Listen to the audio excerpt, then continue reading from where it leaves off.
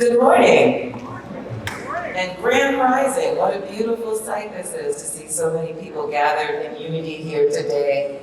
We owe such a debt to Selma that delivered so much for this country.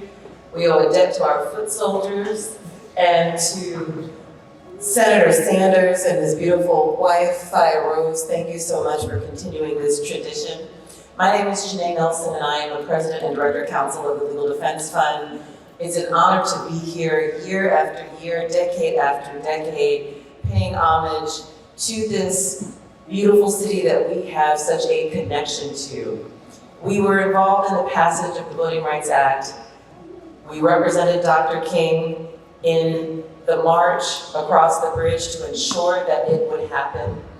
And at the time that the Voting Rights Act passed, there were only 1,400 Black elected officials across this entire country. We now have over 10,000, and that never would have happened without the Voting Rights Act. The Voting Rights Act took the protest, the sacrifice, the willingness of people to put themselves in the face of violence. It took reauthorization 5 times for the Voting Rights Act to continue. And I recount the story of the Voting Rights Act because it is a reflection of how civil rights and our voting rights have evolved over time. In fits and starts, the path is not linear. Sometimes we move forward and we have to double back. And I think we are in one of those times right now, where we have to double back and double down on what we need to protect the right to vote in our democracy. Even though there are opponents to voting rights and civil rights who are trying to wrest this tool from us, who are challenging the private right of action, who are challenging coalition districts, who are challenging every aspect of the Voting Rights Act, we were able to successfully enforce it just in the past year to create 2 new Black districts, not necessarily majority, but 2 new Black districts where we can elect candidates of our choice, including one right here in Alabama, the birthplace of American democracy.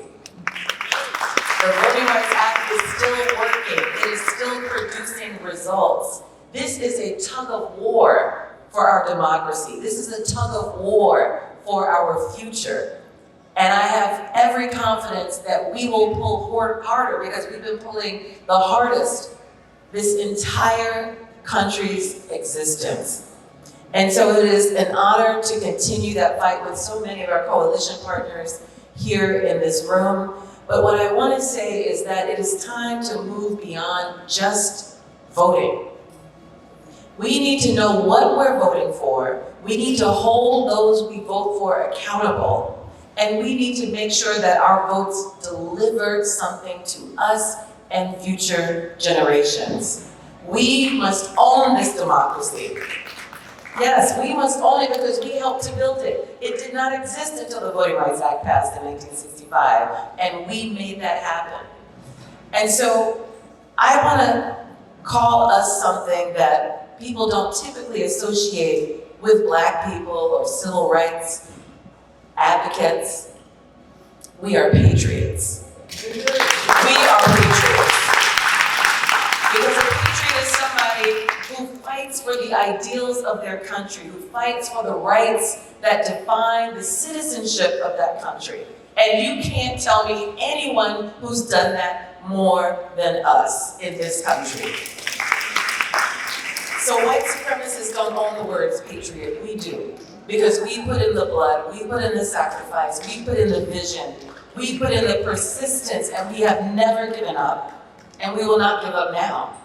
So I urge you to continue the fight. It's a weary and exhausting one. It is a thankless one, but it is one that we absolutely must continue. So thank you so much, and happy Jubilee weekend.